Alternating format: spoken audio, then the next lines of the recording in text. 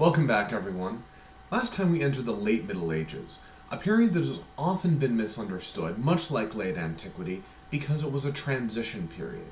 A period that was often seen as a period of decay. Again, like late antiquity was seen as the decay of the ancient world, the late Middle Ages were seen as a period of corruption to be overcome. Scholarship now looks at both of these periods as actually fruitful times of intellectual and cultural development. We saw that after the late 13th century synthesis of Thomas Aquinas, in which he synthesized the patristic heritage of the Church from Augustine and the Church Fathers, with the intellectual system, the philosophy of Aristotle, newly arrived into the medieval world, into this grand intellectual synthesis. After that work of his, there was a great period of intellectual confusion. There were multiple different philosophies that were competing for space within universities, within the church, and Thomas's was only one of those. And many of these philosophies ultimately lead us into modernity. There are those positions, those Scotian and Occamist positions of univocalism, voluntarism, and nominalism. There's Gabriel Biel's system of works righteousness, really semi-Pelagian or perhaps even fully Pelagian system of an ordained covenant. Yet simultaneously with that intellectual confusion and degradation, there is a flowering of mysticism and lay spirituality. It's a period in Europe in which the laity, the common folk, non-clergy and non-monastics, non-religious, take on Christianity as really their own responsibility.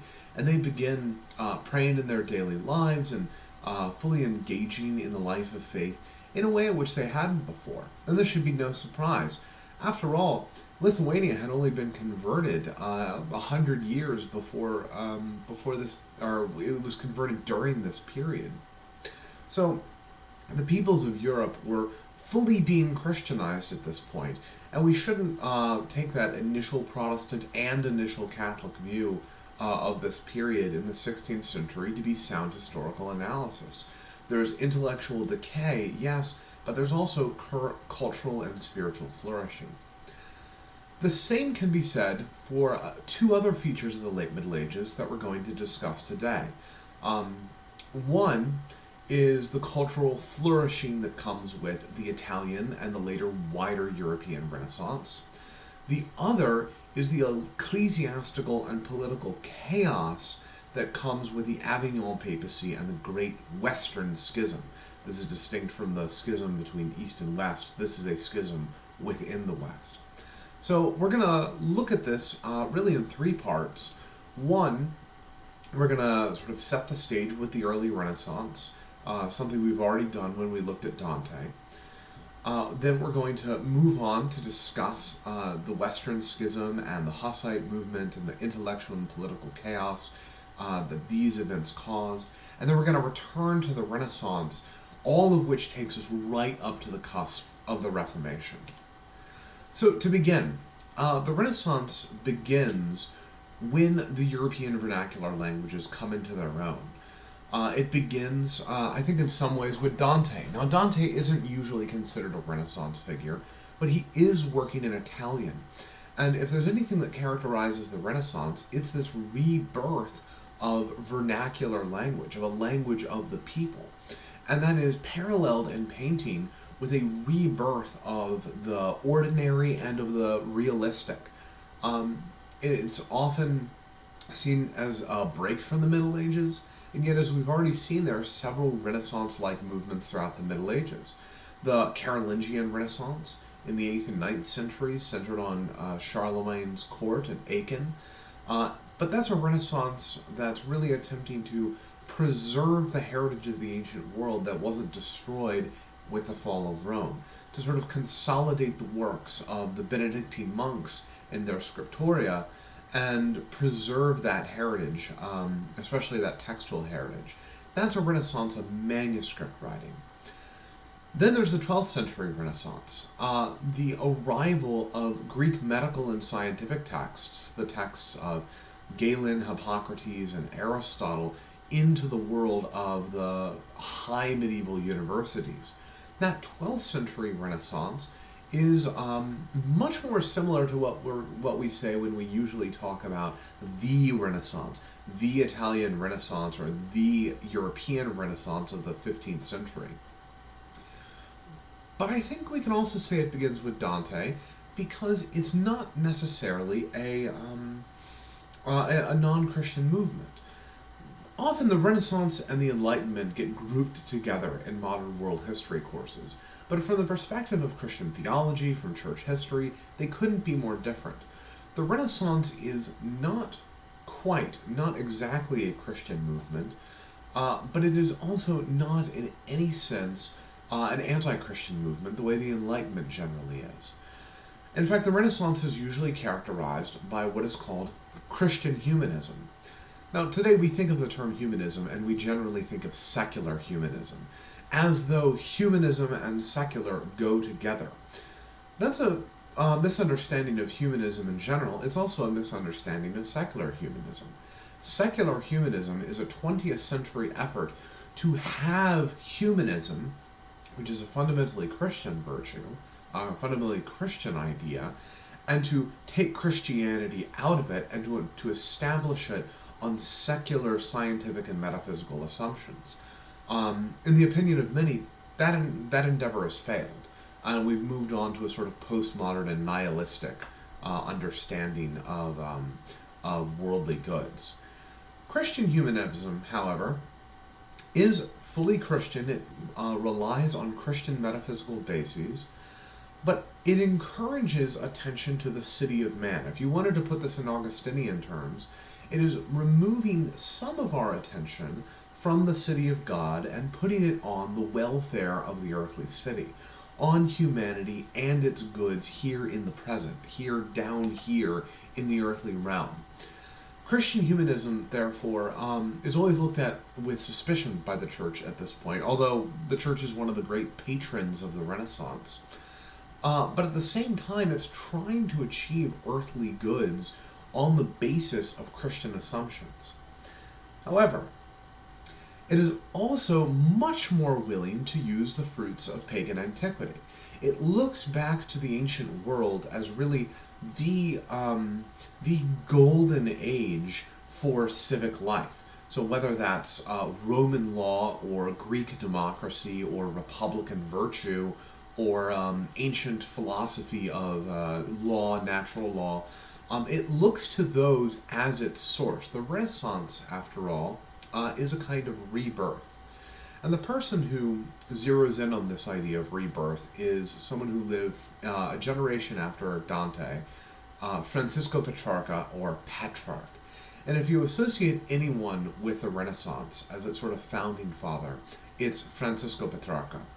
Francisco Petrarca follows Joachim of Fior's three ages. Remember, Joachim of Fior had a three-age scheme of history: the age of the Father, or the Old Testament, the age of the Son, or the age from Christ to the present, and he was looking forward to a new spiritual age, an age of a sort of new Pentecost. But Petrarch removes the content of the three ages, but he keeps the three-age scheme. So there was once an ancient world, a sort of a golden age. And then, with the fall of the Roman Empire, we got a sort of decaying period. So this is the beginning of that attitude in the modern world that looks at the medieval world with disdain, that sees it as a deficient version of antiquity, something to be overcome. And that's exactly what Petrarch thinks his age is. And he's looking forward to a third age. That new age, which I think in this class we can simply call modernity, although we shouldn't associate Petrarch with all the terrible intellectual, philosophical, and metaphysical bases of modernity that we have discussed and will be discussing. But that new third age will come about through a rebirth. A rebirth of what? The ancient world. And the French term for rebirth is Renaissance. You can hear that na in the middle of it, the word natal, going back to the Latin for birth, like nativity. So what we need is a Renaissance. A renaissance, a rebirth of what? The ancient world. The good of the Greek city-state, the Greek polis and its democracy, the good of the Roman Republic, its republican virtue, its emphasis on law and rhetoric, all of those elements of the ancient world that were praised by folks like Cicero and Seneca.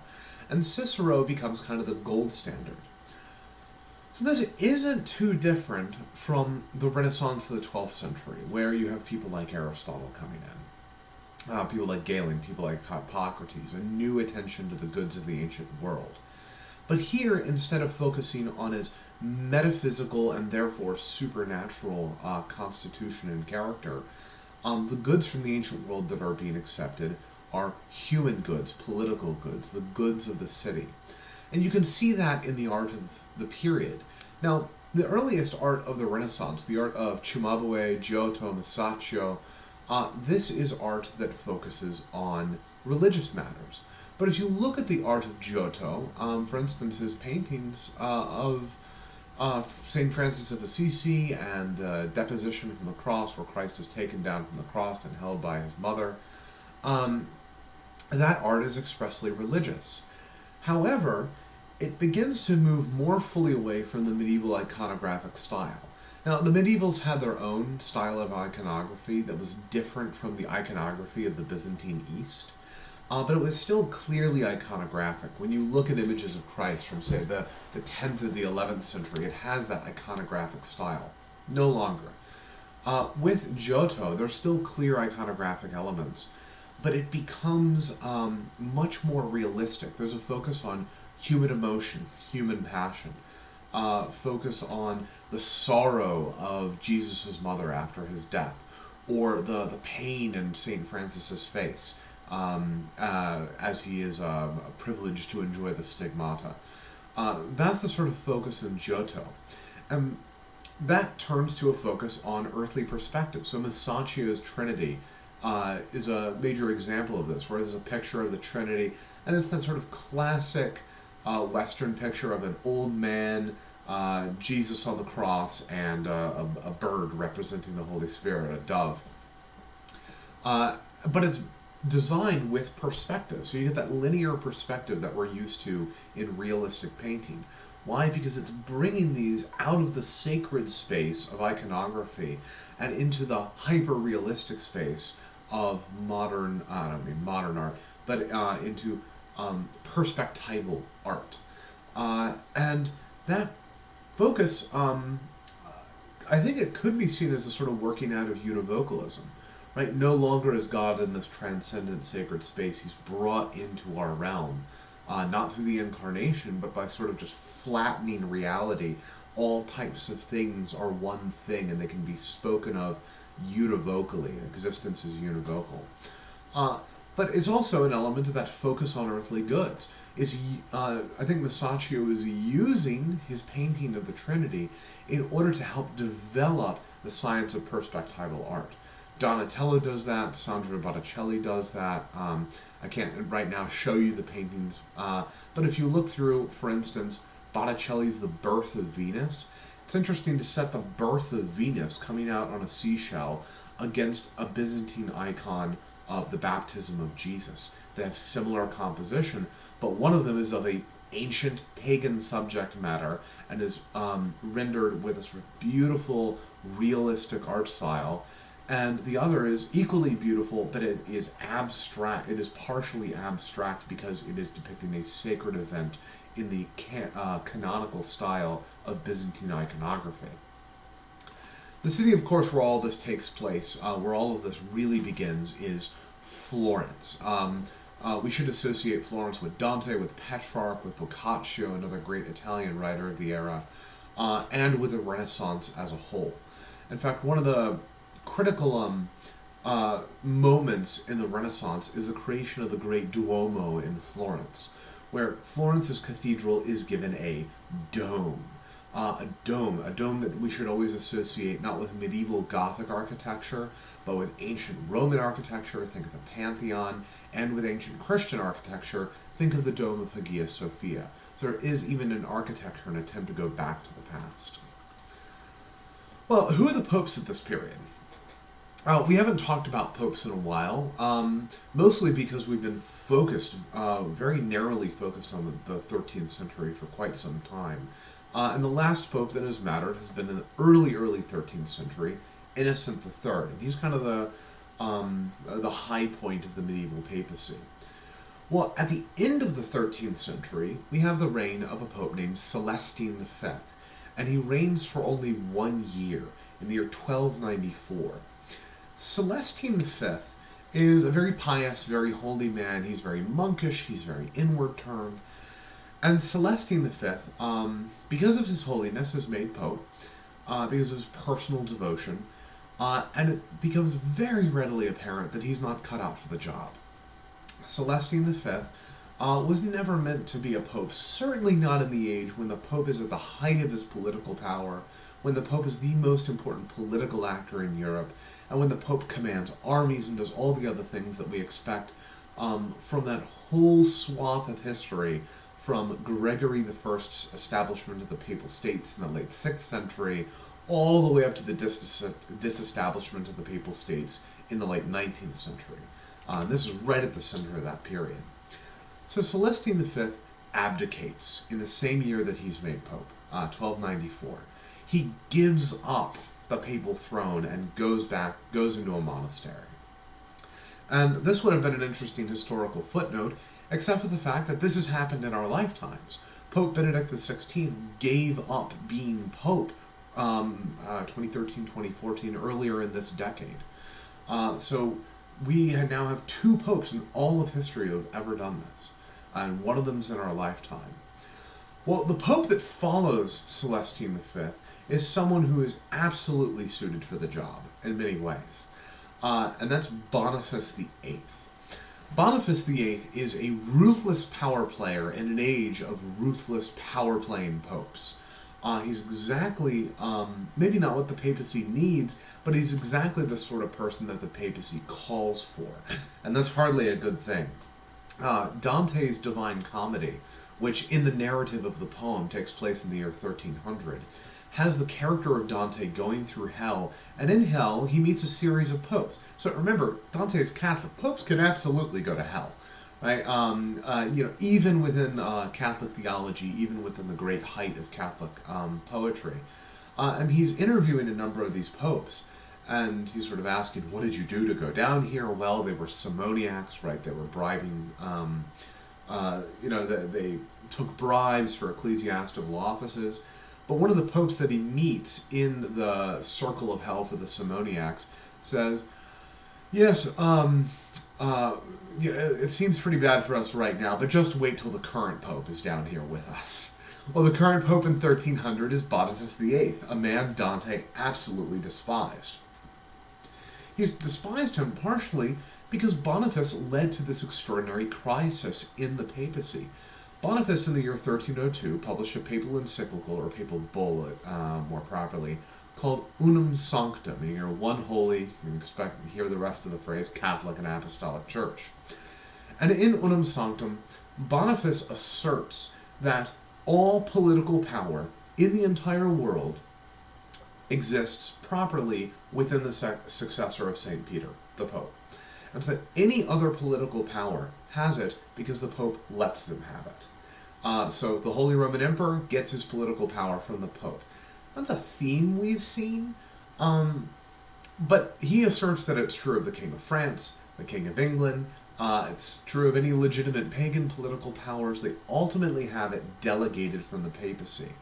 And that is different from the sort of mythology developed by documents like the Donation of Constantine, that says that when Constantine moved from Rome to Constantinople in the east, he left Western political power to the Pope, but that political power still ultimately came from Constantine, not from the Pope.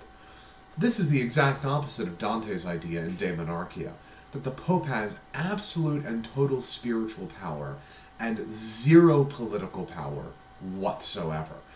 That's Dante's idea in De Monarchia. As we'll see, it's basically the idea, not of separation of church and state, but a total separation of powers that we find to some degree or less in all modern religious political thinkers, everyone from Luther to the Anabaptists to modern Catholicism. Well, Boniface with Unum Sanctum essentially overplayed his hand, and he ended up in a war with France. And he died while under siege by the King of France, Pope Philip IV, when the Pope was hiding in his castle at Anagni. So he essentially dies not quite on the field of battle, but in the midst of a military conflict with another political power in Europe. What a crisis, right? To have a pope die. Someone who is supposed to be the servant to the servants of God and all these traditional papal titles, he dies in the midst of a political controversy with the French. And so the papacy decides, in consultation with the College of Cardinals, which elects the pope, that essentially if you can't beat him, join him. And so the next pope, Clement V, elected in 1305, moves 4 years later in 1309 to Avignon, a city in southern France. And so the papacy picks up from Rome and goes to France, abandoning the city of Rome after being there for 1250 years or thereabouts. And the argument that's made about it is that it's not actually the city of Rome that makes the papacy, it's the successor of St. Peter. And Peter, after all, didn't begin in Rome. Peter was in Antioch before he was in Rome. And while Peter was in Antioch, so goes Catholic ecclesiology, Antioch was actually the central see for the entire universe. Right? Antioch was the center of papal power, and then it was Rome, and now we're moving into Avignon. And the next 7 popes after Clement V remain in southern France, in Avignon. It goes from being an Italian-dominated to a French-dominated court. So they are in Avignon from the year 1309. 7 popes are in Avignon from the year 1309 up until the year 1378, most of the 14th century. Well, it's under the pope that's there in 1378, elected in 1370, Gregory XI, that the papacy returns to Rome. It returns to Rome in 1376. And this is one of the reasons that makes Catherine of Siena an Italian state. Siena is not too far from Assisi. This is the same Catherine of Siena that had a mystical vision of a marriage with Jesus and wore an invisible wedding ring. That Catherine of Siena. Catherine of Siena is partially responsible for convincing Gregory XI, after the better part of a century, to return to Rome in 1376. So Gregory returns in 1376, and he remains until he dies in 1378. And then in 1378 comes the great crisis of the medieval, especially the late medieval papacy. When Gregory XI dies in 1378, the College of Cardinals in Rome gets together and they do what the College of Cardinals do. They elect a new pope, and they elect Urban VI. And Urban VI carries on with Gregory's policy and remains in Rome. However, it was a very disputed papal election, very contentious. Many of the cardinals, who were at this point native Frenchmen, because the cardinals had been appointed when the papacy was in Rome, and who were not supporters of Urban himself, decided that they did not hold the election to be legitimate, and they wanted to be back in France. Rome's a dirty sewer at this point. It won't be until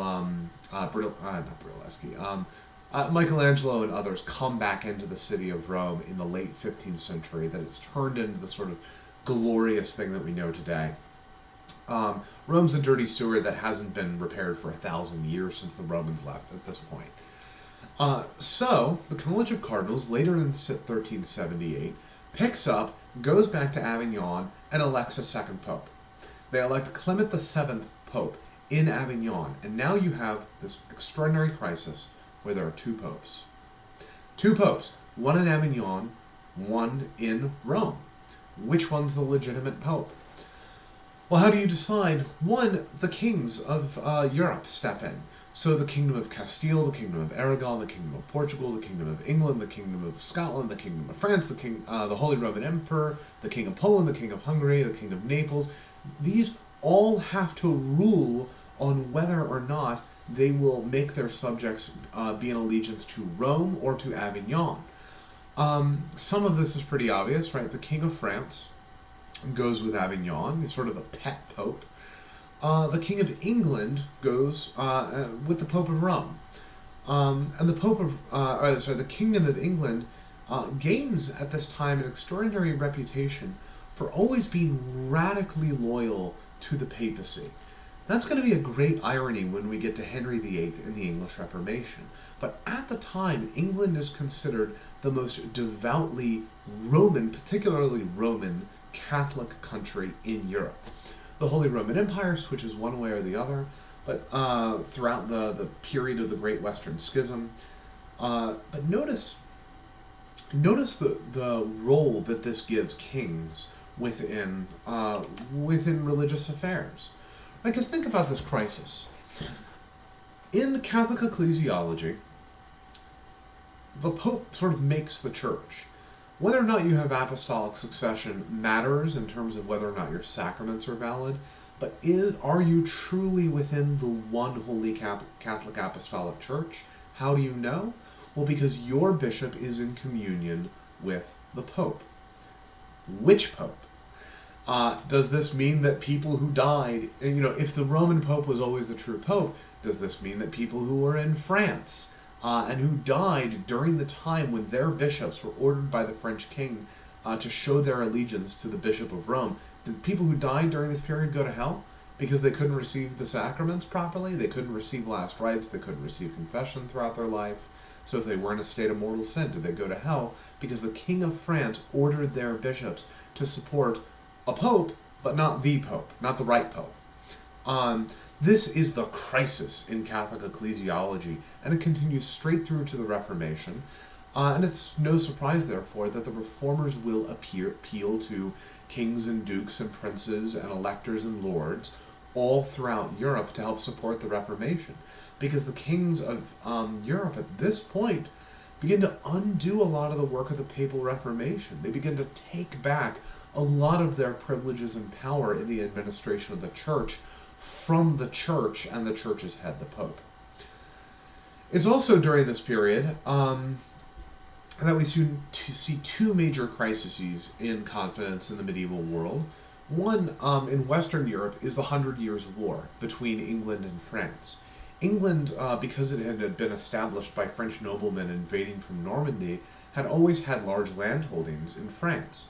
France, meanwhile, the French king wanted to have exclusive sovereignty over the whole of the French-speaking world, which meant both English Normandy and the Kingdom of Burgundy in the south, which is allied with England. And there was over 100 Years' War, but it's called the 100 Years' War, from 1337 to 1453 between England and France. And this war got caught up in the Avignon Schism, in the Great Western Schism, because you have Englishmen fighting for the Roman Pope and Frenchmen fighting Englishmen for the Avignonese Pope. There's also at this period the reemergence of the bubonic plague. Now this is slightly before the schism itself, but it was when the papacy was in Avignon. And the Black Death from 1346 to 1353 was seen as a plague that was there partially in punishment because the Pope had abandoned Rome and gone to Avignon. There's a sort of, I don't want to say superstitious, because we should always respond to plague with sort of fasting and almsgiving and penitence. But there does seem to be a, let's say, quasi-superstitious understanding that this plague happened for this reason, and we can identify God's mysterious purposes in history, even when he hasn't revealed them through Scripture or, if you're Catholic, the Church. So the Black Death causes a real crisis of confidence. It also simply causes an economic crisis. The Black Death kills 1/3 of the entire European population of Western Europe. 1/3 of the population, 1 out of every 3 people die. Whole parishes die. Whole communities die. Whole villages die. And in other communities, they lose 1/3 of their families, or less, if they were a lucky community. The Pope at this time rings himself in fire and sort of lives within a ring of fire, hoping that it will kill the plague. To my knowledge, no popes died of the plague at this point. But the bubonic plague was devastating to the European economy, which meant in some ways it actually cleared out a lot of the dead wood. You have 1/3 of European property up for grabs. That's going to lead to a massive economic growth period that will eventually fuel both the Renaissance and European overseas explorations. Once we get to the age of, well, we're already there at the age of Marco Polo, but once we get to Vasco da Gama and Christopher Columbus. So how do we solve this problem? We have two popes. How do we solve it?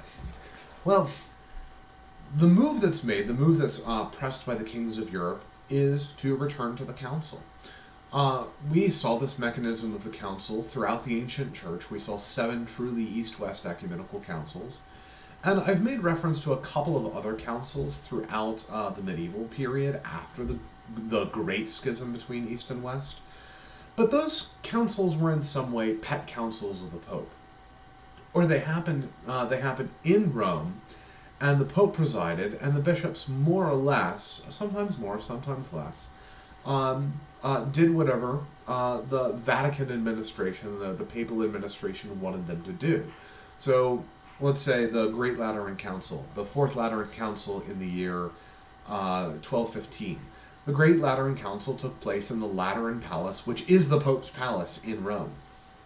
And at the Lateran Palace, it was presided over by Pope Innocent III, that high medieval pope. And Innocent III pretty much got his way at the council. The Franciscan and Dominican orders were approved, purgatory was made official Catholic doctrine, the 7 sacraments were enumerated, the 7 sacraments of Peter Lombard, the way he had enumerated them. No longer, though. When we return to the idea of a council in the late Middle Ages, there are 2 popes. And these are going to be true gatherings of bishops and, however, this is critical, and the states of Europe. So the councils include representatives of the state, which had always been the case in the ancient councils, right? Constantine had a role in the Council of Nicaea. Theodosius had a role in the Council of Constantinople, the first one of both of those. But here too, the Holy Roman Empire, the King of France, the King of England, they have a major role at the council. They meet for a first attempted council, which the Roman Catholic Church does not regard as one of its 21 ecumenical councils, in the year 1409. It meets at Pisa. Now this is the same Pisa, the Leaning Tower of Pisa is in northern Italy, about an hour's train ride from Florence today. And so there is a relationship between these councils and the Renaissance, this sort of European-wide gathering of persons in northern Europe. We'll see more of that in a minute. And the Council of Pisa gathers together, declares that the Roman Pope declares that he's deposed, and declares that the Pope in Avignon is deposed, and neither of them is no longer Pope. They're both illegitimate, and the Council elects a Pope of its own. They elect in the year 1409 the Pope Alexander V, and he's known as a Pisan Pope. Couple problems. One, neither the Roman Pope nor the Avignonese Pope accept this solution. They both retain their titles as Pope, and they both claim to still be full acting popes. Second, Alexander dies within a year. He's elected in 1409, he dies in 1410, and in his place comes John the 23rd. John the 23rd, and this is different from the actual Pope John the 23rd in the 20th century, who called the Second Vatican Council.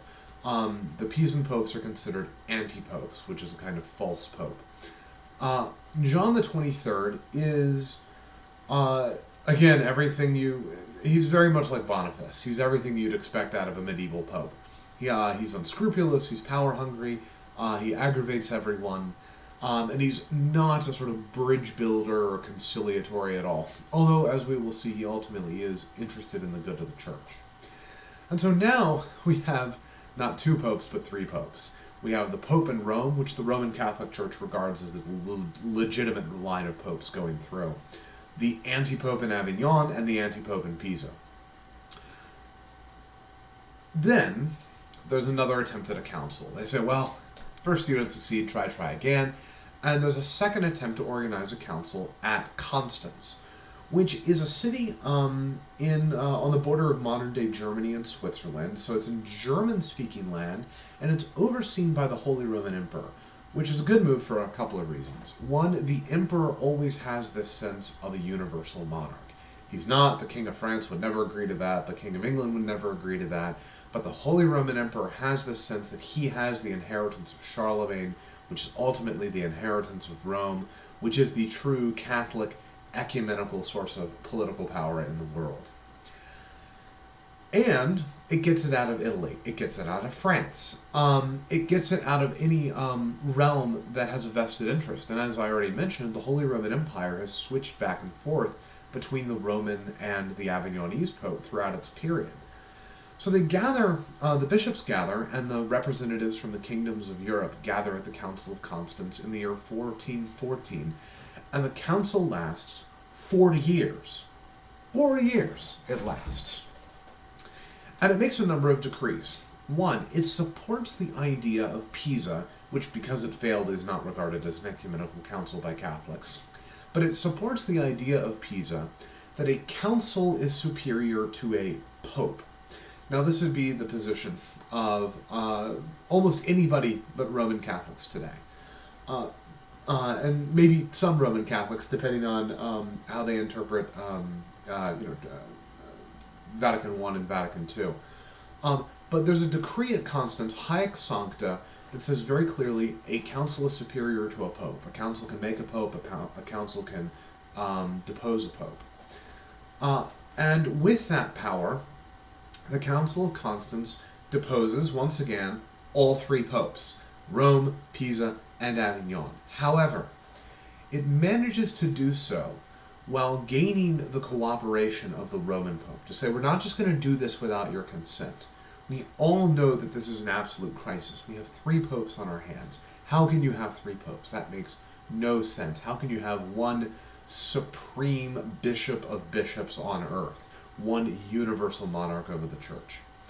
So the council gets the cooperation of the Roman Pope. It also gets the cooperation of the Pisan Pope. John the 23rd, to his credit, does agree to abide by the council.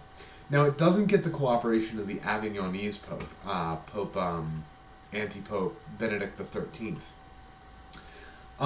But it essentially ignores him, and when Benedict XIII dies, there's no more Avignonese popes.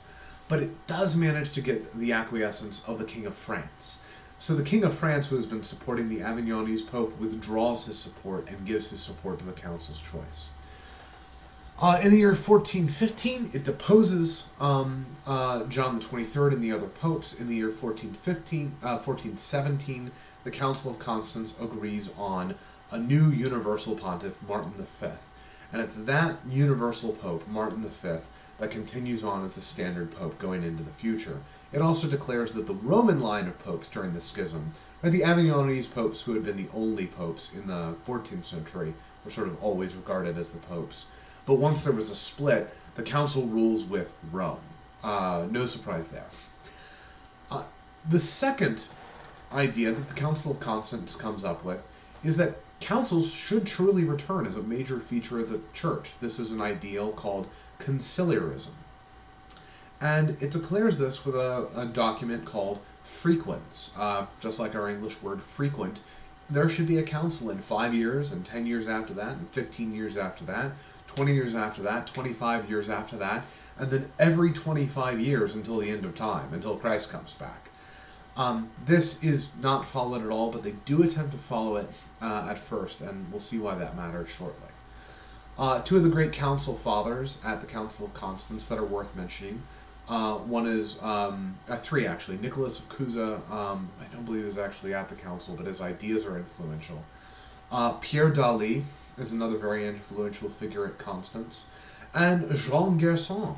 So last time we talked about Jean Gerson as the person who tried to push out the magisterium of the church, the teaching authority of the Pope, in favor of tradition, to use tradition to protect Scripture from the interpretations of the Pope, to mean so that there would be more substance to Christian teaching that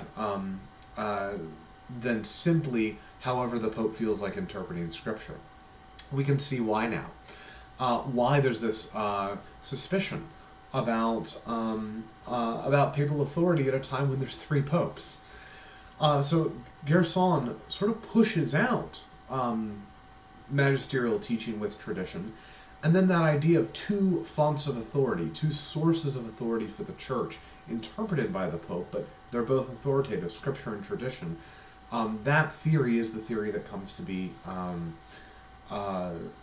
canonized for Catholics at the Council of Trent. And it seems so awful from a Protestant perspective, because Protestants see it as adding tradition to Scripture. It's actually using tradition to protect Scripture from the living. Or as the early 20th century Catholic convert G.K. Chesterton put it, it's not important that he's Catholic, actually. It's just important that he's a friend of C.S. Lewis and J.R.R. Tolkien. As G.K. Chesterton put it, tradition is the democracy of the dead. Right? So this gives the dead a voice in interpreting Scripture over against the living, even a living pope. The Council of Constance also has to deal with another major crisis going on in the church at this time. So this crisis is the crisis of the Hussites. To this we need to move a little bit east into the Czech lands. Now, Jan Hus is a Bohemian Czech. He lived from 1369 to 1415. And the Czech people, remember, have 2 categories. We talked about this when we talked about their evangelization and the work of Cyril and Methodius in creating the Glougolithic, later Cyrillic alphabet. That there's the Czech peoples, and within the Czech peoples, there's 2 for church history that we need to be concerned with. The Moravians, that's who they converted, and the Bohemians. This is the people of King Wenceslaus, and so they are related. And remember that they are related. They are all Czech peoples. These people had originally been converted by representatives from Byzantium, from Constantinople. And so they had evangelized the Czech peoples, the Moravian Czech peoples, with the intent of putting both the Divine Liturgy of St. John Chrysostom and the Bible in their own language, so that you would have a Czech Bible and a Czech liturgy. Well, over time, and actually pretty soon, the Czechs fell under the influence of the Holy Roman Emperor, who was a Western Christian. His patriarch was the Patriarch of Rome, the Pope. And therefore, the exclusivity of Latin as the language of the liturgy in the West came to mean that the Czech peoples no longer would worship in their own Czech language, which was the standard in the East. They would instead worship in Latin. So that's a kind of a historical irony, right? And in the East, the reception of wine in communion, the consecrated wine or blood of Christ in communion, was always standard. Remember, in Eastern Christianity, the standard way of receiving communion is to have the particles of bread and the wine mixed together in a common chalice, for the priest to take that wine-bread body-blood mixture out and then to sort of pour it into the communicant's mouth. So the wine was always there. At this point in the West, the practice of actually having the laity receive wine had died out. Certainly they weren't receiving it by drinking from a common cup, which is, I'm actually not certain where that idea comes from, but it's the idea that Jan Hus will promote.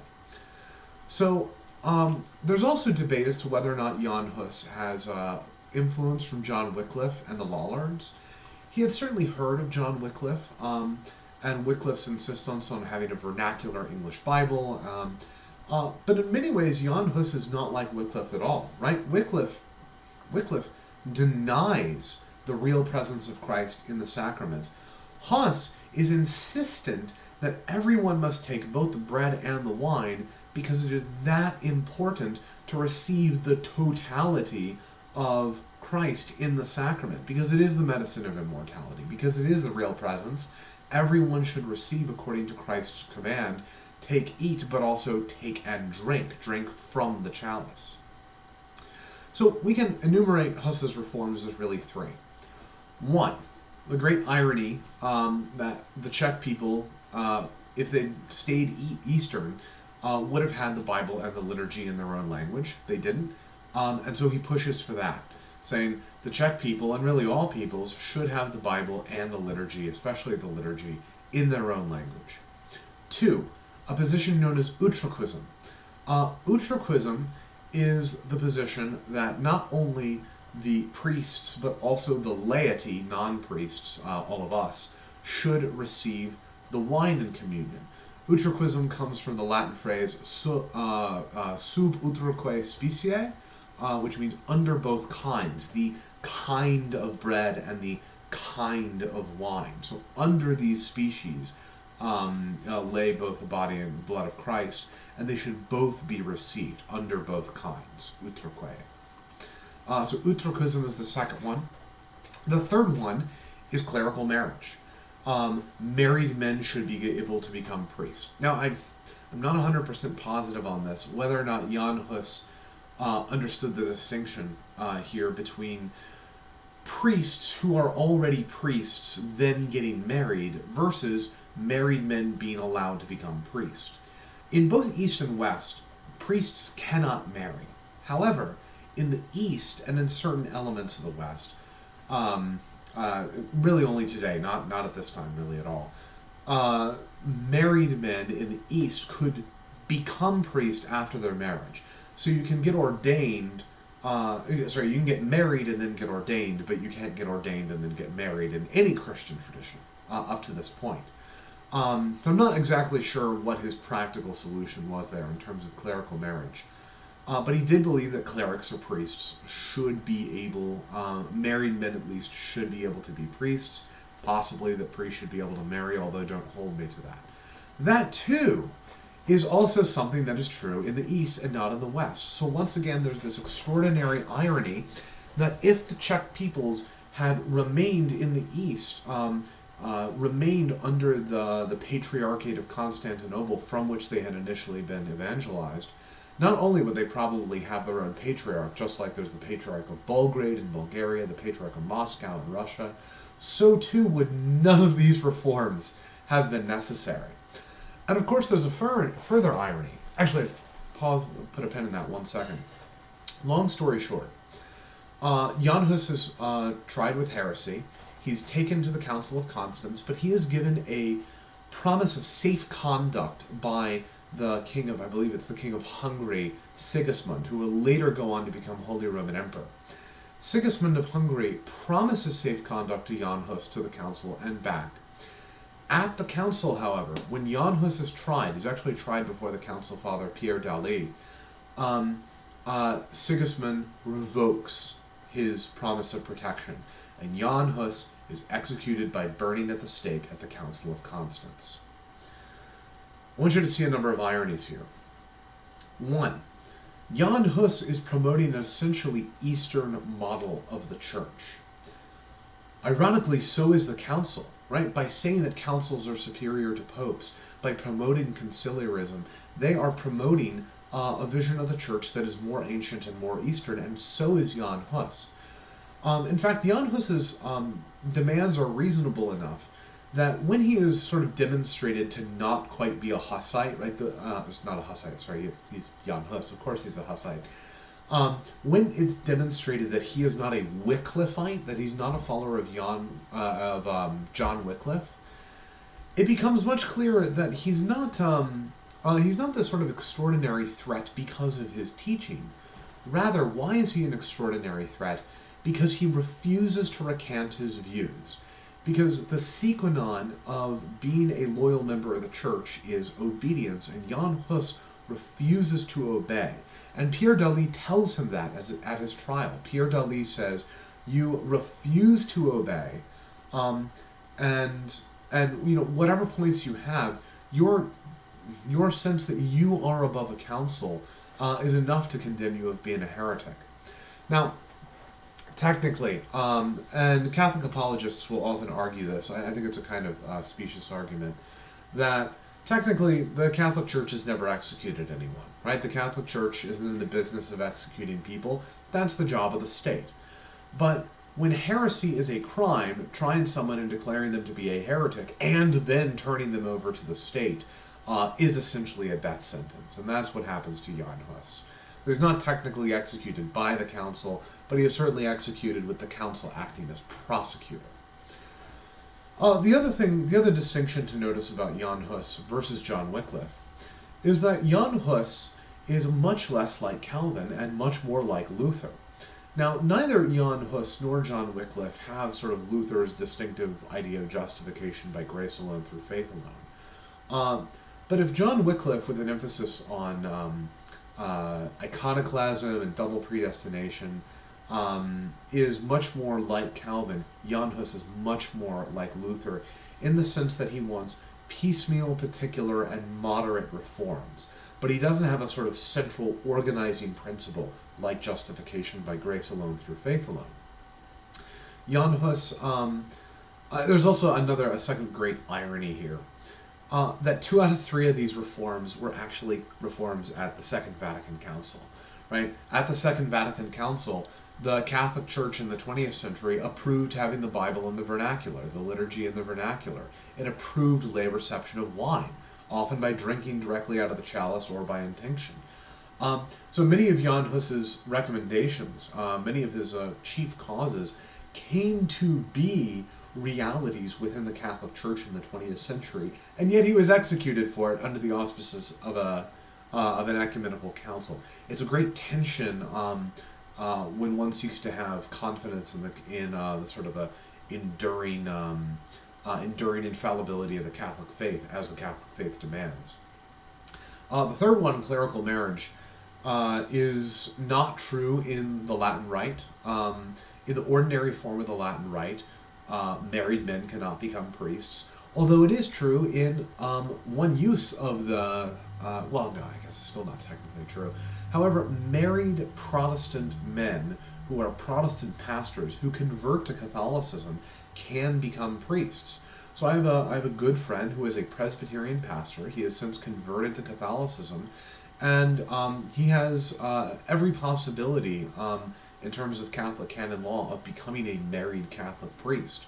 And given the recent Amazon Synod, in which the Catholic bishops of the Amazon region in central Brazil and elsewhere gathered together, and the outcome of that gathering of bishops recommended to the Vatican allowing married deacons to become priests.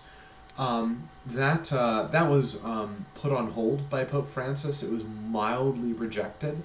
And yet I imagine more, especially as the Eastern rites of the Catholic Church gain prominence, there will be more of a cause for this, under that stipulation that priests cannot marry, but married men can become priests. That's an assumption about the future. Who knows if I'm right? Okay, the Hussite movement, just like the Wycliffite movement doesn't end with Wycliffe but becomes the Lollards, the Hussite movement doesn't end either. The Hussite movement doesn't end because they have an extraordinary technology, a new military technology, the Hussite war wagon. It's a kind of primitive tank. And imagine like in an old Western, you circle the wagons. They can use these wagons as a defensible barrier and then shoot out of the wagons, out and through the wagons with their new firearms technology, as well as crossbows and what have you. I took a whole course in seminary called Military Battles That Changed Church History. And the professor was a kind of a nerd about the Hussite war wagon, which is why I know about it. But it helped this sect survive. And it continued to survive up until the Reformation, at which point the Hussites, and they'd already done this shortly after Huss's execution, divided into two camps. We could call this a high church and a low church camp. We could call this a more moderate Catholic camp and a more thoroughgoing Protestant camp. We could call this a more Lutheran camp, and maybe something more like a more Arminian Reformed camp. Those two camps matter because the one that's more Lutheran more or less passes out of existence. It gets absorbed into Lutheranism.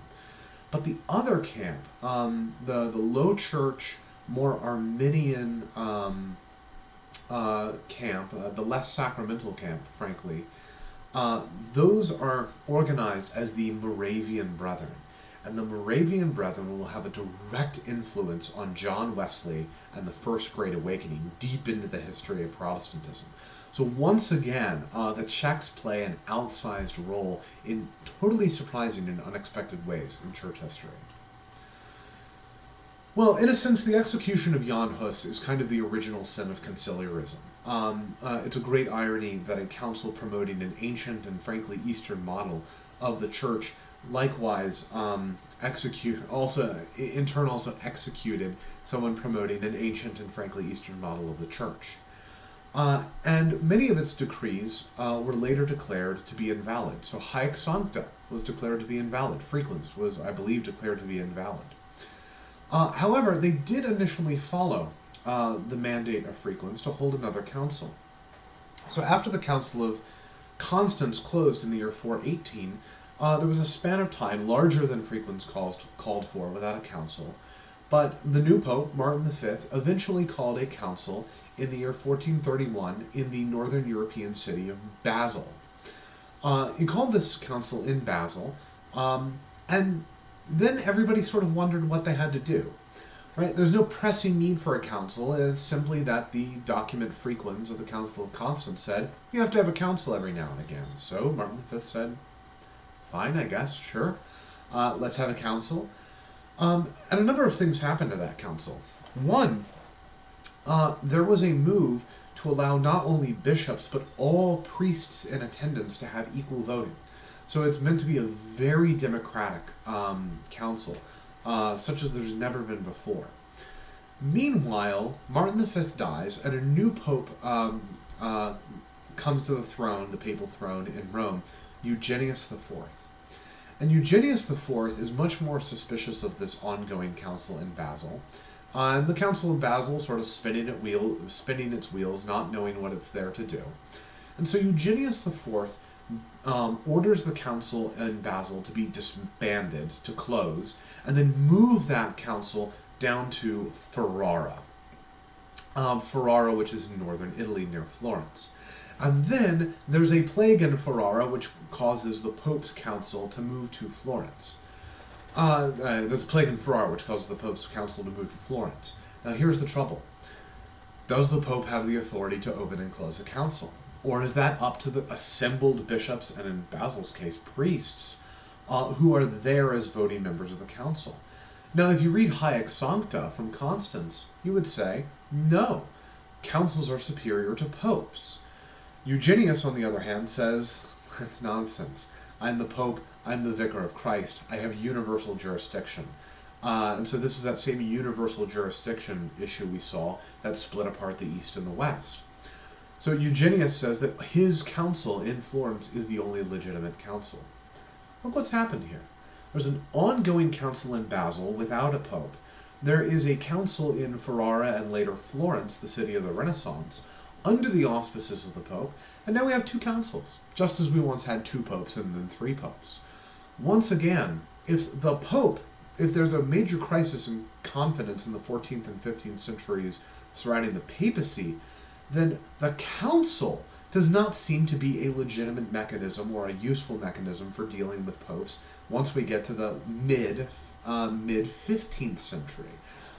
Councils seem to be suspect as well, and there's this extraordinary crisis of confidence in authority in the church. That crisis of confidence, this widespread suspicion on the part of, frankly, everyone in Europe at this time, that neither popes nor councils can be trusted, feeds into the Reformation directly. That ecclesiastical chaos of the late Middle Ages feeds directly into the ecclesiastical chaos and disorder of the Reformation. However, Eugenius does have one, he has an ace up his sleeve. He has one move to make, and it's a brilliant move.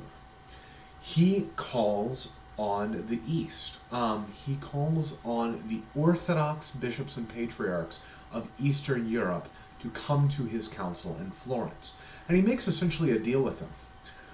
If you come to Florence and we figure out a form of reunion, then I will call another crusade. Now, crusades have a bad reputation, of course, especially in the East, after the Fourth Crusade, when the Venetians in 1204 destroyed Constantinople.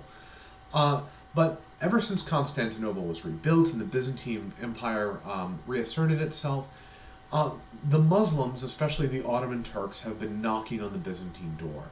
And the Byzantine Empire, which again, remember, is the old Eastern Roman Empire, has since degraded into being simply the city of Constantinople, the land immediately surrounding it, on the European side, and I think partially on the Asian side of the Bosporus, and Greece. What's left of Greece, not even northern Greece, just southern Greece. So, the ecumenical patriarch of Constantinople is willing to send representatives to Florence, and the Byzantine emperor, John VIII Palaeologos, is willing to come to this agreement. We desperately need help from the Ottoman Turks, and Eugenius is going to call a crusade. We will come and we will renegotiate the terms of the Great Schism and try to come to an agreement to come back into union with each other. And here's the surprising thing, they do. The Eastern churches at the Council of Florence, particularly the Greeks, agree to a formula of reunion. Now that formula of reunion requires them to say the Filioque in the Creed. They say it 3 times in the Latin Creed, Filioque, Filioque, Filioque, in the joint Mass that's celebrated in Florence. So they agree to Latins using Filioque in their Mass, although I'm not sure if they agree to it in the Greek Divine Liturgy, the Greek Catholic Divine Liturgy, because the modern Greek Catholics and modern Eastern Catholics do not use Filioque. They're not required to do so. But they are required to acknowledge that in the Latin language, you can. In the Latin rite, you can. They also, of course, acknowledge the Pope as the supreme head of the Church on earth with, if not universal jurisdiction, at least sort of universal episcopate. And they spend a considerable amount of time in Florence. And this is something really interesting. It takes the earlier Renaissance and it hypercharges it. We'll get to that in a minute. But the presence of Easterners speaking Greek, the language of the ancient world, speaking Greek with Greek documents, bringing Greek manuscripts into the West, sort of hypercharges this earlier Renaissance instinct toward Christian humanism. 2 other fallouts of this. 1, when the Greek representatives return to Eastern Europe, they are, the agreement is entirely rejected. Now, up until 1453, the ecumenical patriarch in Constantinople continued to be in union with the Bishop of Rome, the Pope, and to regard him as the Pope. There were prayers for the Pope within the prayers of the Divine Liturgy in Hagia Sophia. So they don't immediately go back into schism, but pretty quickly they go back into schism. Now, there is a separation, there is a split within the Eastern churches at this point. The majority return to a state of schism and say that essentially all the bishops who went to Florence betrayed the one true Orthodox faith. I actually saw a sermon recently by the Patriarch of Moscow, and the Russians never agreed to any of this. Basically saying on the feast day of St. Mark of Ephesus, he's certainly not regarded as a saint in the West, St. Mark of Ephesus, Eastern St. Mark of Ephesus, who was the only representative in Florence who did not agree to union. It was on his feast day that the Patriarch of Moscow said, only he stood up for the Orthodox faith, everyone else is filthy traitors, all of them gave in to Western decadence, and look what's become of the West, it's become secularized. And a lot of my conservative friends in like Lutheran circles who are fed up with some of the bickering and infighting and sort of lazy liturgy and I don't want to use that term. The sort of let's say wishy-washy appropriation of our ancient Catholic heritage within the Lutheran Church Missouri Synod. A lot of them have gone Orthodox, specifically OCA, because the OCA has a tight relationship with Moscow. So there's a lot of people who look on Western decadence as being something that the Eastern Catholics are implicated in, and that the Orthodox are true to their really the faith of their fathers by rejecting this formula of reunion. So it doesn't reunify East and West fully, although it does pull a minority of the Eastern Christians back into union with Rome. And so today, there are in fact 23 separate churches within what we call the Catholic Church. Now, like 85% of that is what we call the Roman Catholic Church, or the Latin Rite of the Catholic Church. That's your standard Catholic Church that you'll go into. But you can go into Catholic churches that are truly Catholic, they're under the authority of the Pope, but they use the Divine Liturgy of St. John Chrysostom, and they were allowed to have their liturgy in their vernacular prior to the translation into English in 1969, 1970. They were allowed to have their liturgies in Greek. They received communion in both kinds. Married men could become priests. All those features of Eastern Church life were still there. They simply had to acknowledge the universal jurisdiction and authority of the Pope, of the Bishop of Rome, the Patriarch of Rome, such that he is not merely the Patriarch of Rome, but he's a kind of bishop of all bishops, including the Eastern Catholic Patriarch of Constantinople, the Eastern Catholic Patriarch of Alexandria and of Antioch and of Jerusalem. Well, Eugenius follows through on his word, and he calls for a crusade. And unfortunately for the Easterners, no one's having it. No one is in the mood to revive the idea of a crusade, and probably rightfully so. But unfortunately, therefore, the Easterners are left without defense, and the Ottoman Empire sweeps in and destroys what remains of the Byzantine Empire. In the year 1453, the Ottoman Turks, under Mehmet the Conqueror, who reigned from 1442 to 1481, conquers Constantinople.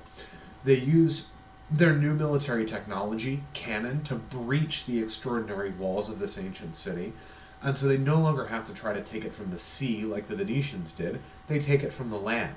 They breach the walls, they enter the city, they do what you do, right? They kill the men, they rape the women, they burn the art treasures, and they end the line of Byzantine emperors.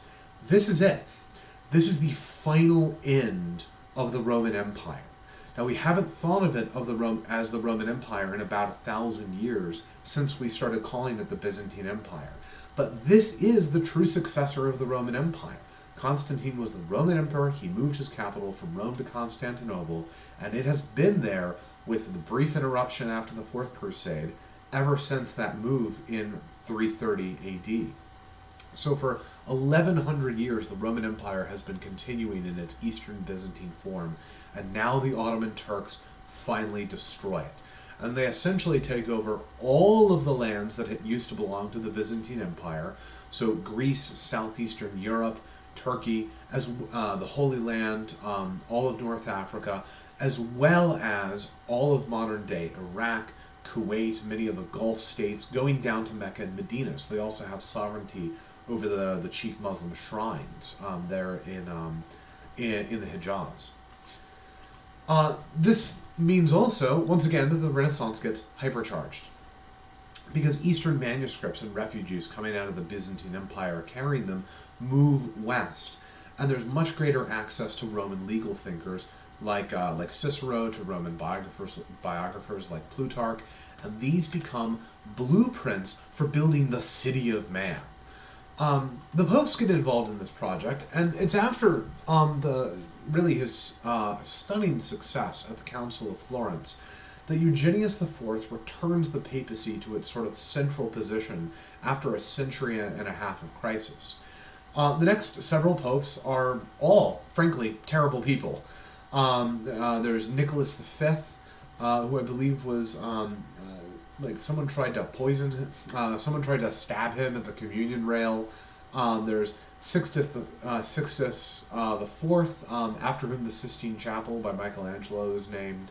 It might have been him that was there was an attempted stabbing at the communion rail. Alexander VI, who made his son and daughter, note this priest / bishop / cardinal had a son and daughter from an illegitimate mistress.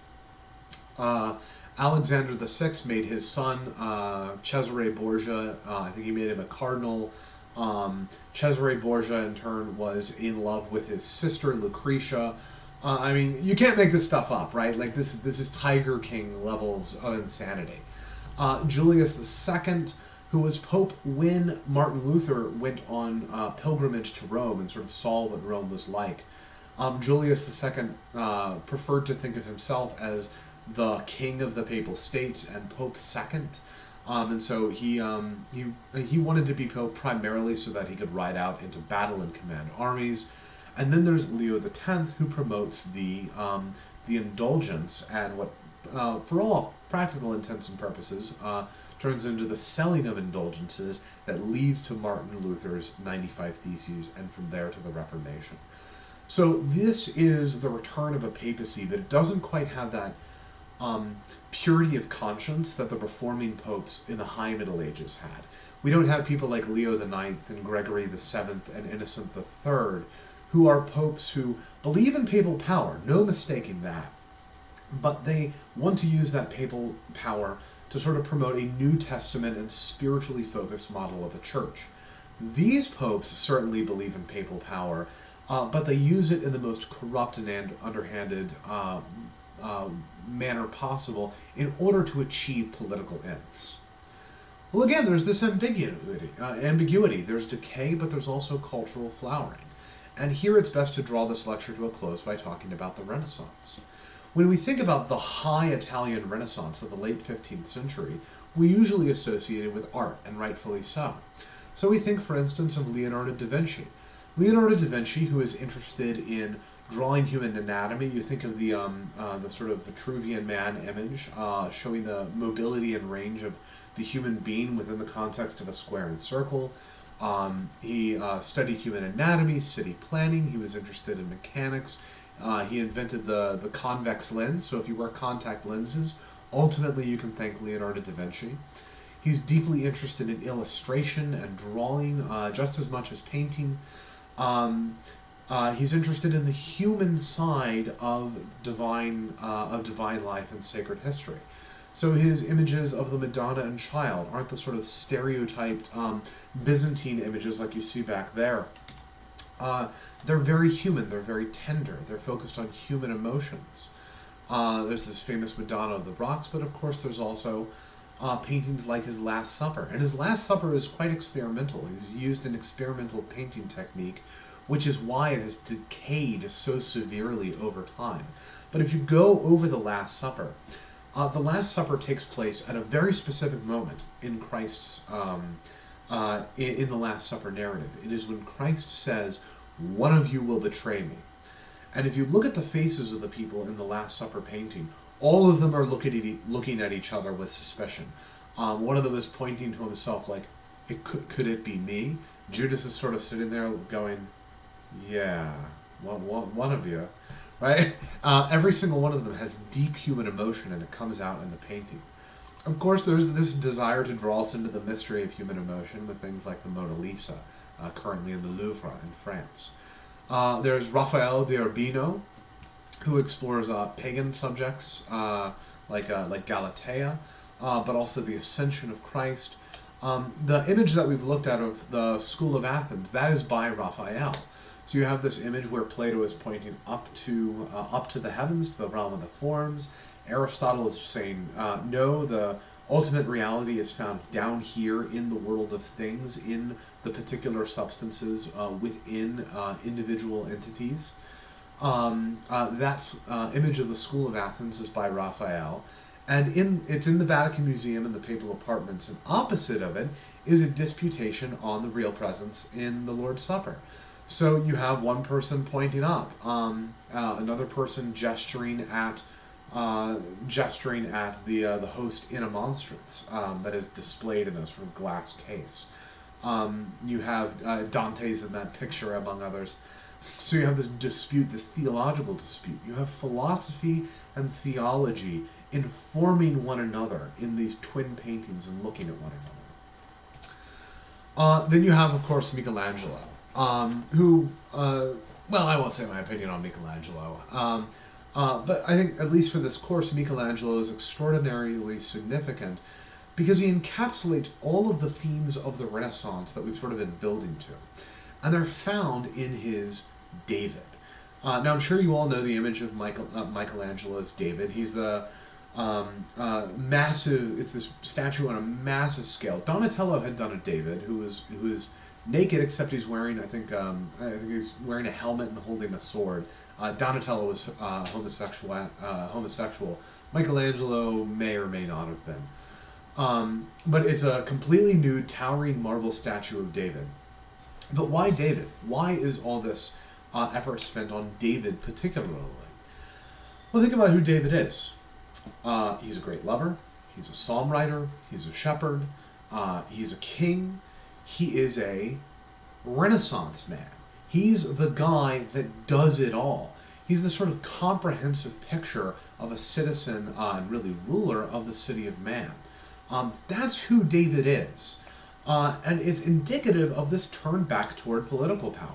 This turn away from the high medieval focus on the New Testament model for the church, and this Renaissance turn back toward the state power, representatives of the state holding power at the Council of Constance, representatives of the state having a sort of veto power, representatives of the state dealing with the church, and the church sort of treating itself as a money-making opportunity for people who are more than popes, who think of themselves first and foremost as kings of Rome rather than as popes.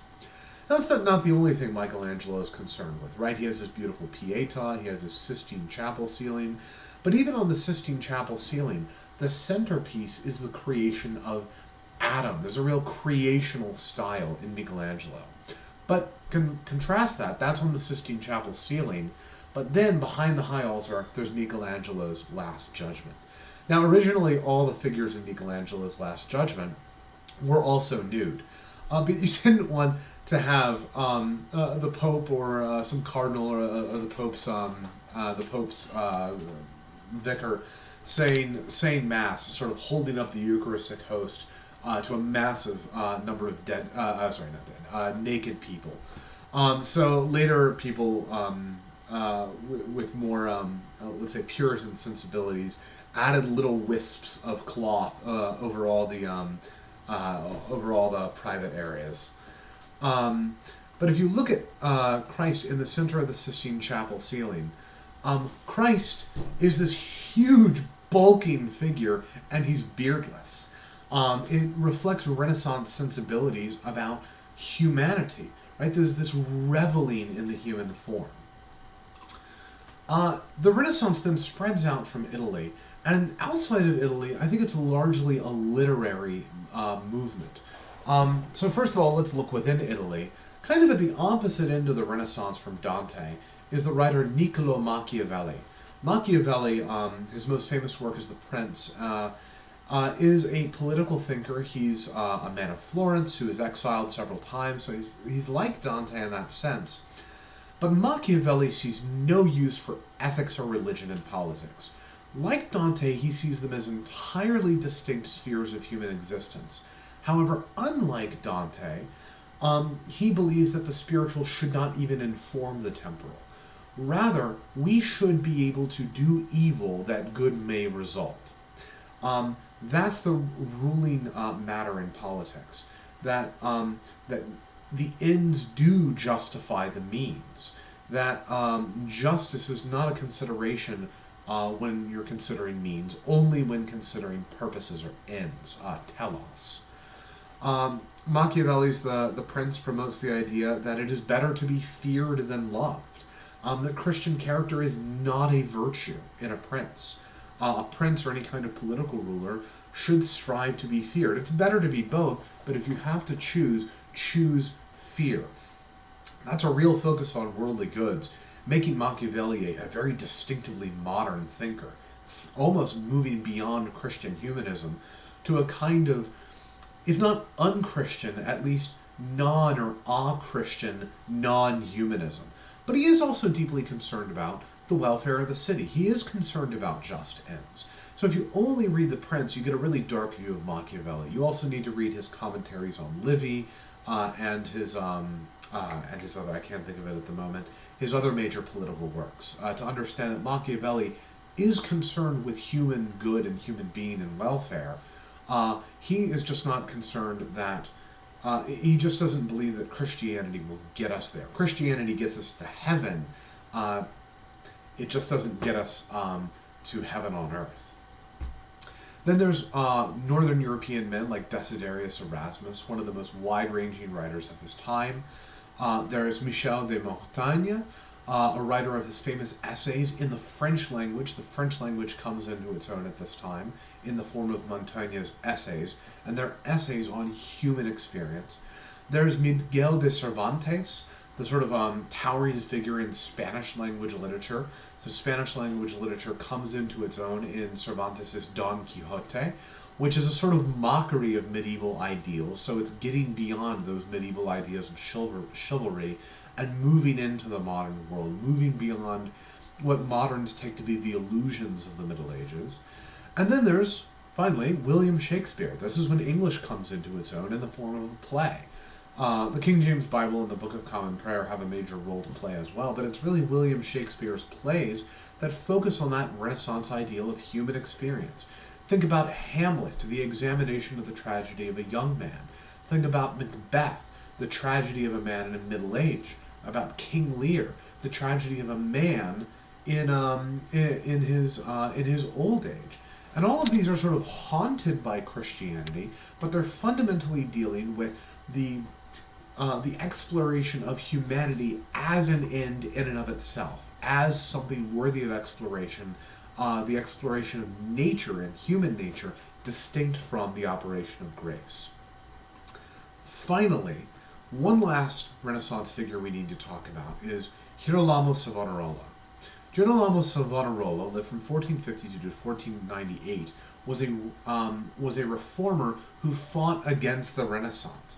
He's kind of a Renaissance man in his own right, in the sense that he has this extraordinary command of the Italian language, that he's concerned about the welfare of the city, but there are people fighting against this tendency to focus on worldly goods. And Savonarola is a kind of ultra-Puritan. He's a Dominican black friar, and he leads to what he calls the burning of the bonfire of the humanities. He burns books in the square of Florence, and he encourages people to burn their treasures, to burn all their riches, to turn away from this emphasis on worldly goods. And he himself is then burned. He is raised on his own petard and burned in the central piazza in Florence. It's a sort of first instance of modernity burning a medieval at the stake. That gets us right up to the edge of the Reformation.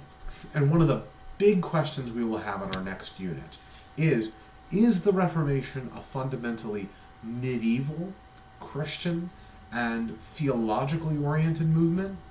Or is it a fundamentally Renaissance, modern, and nominalist movement? I think there's room for both answers, but that's the question in the larger scope of modern Christianity that we're going to have to start considering.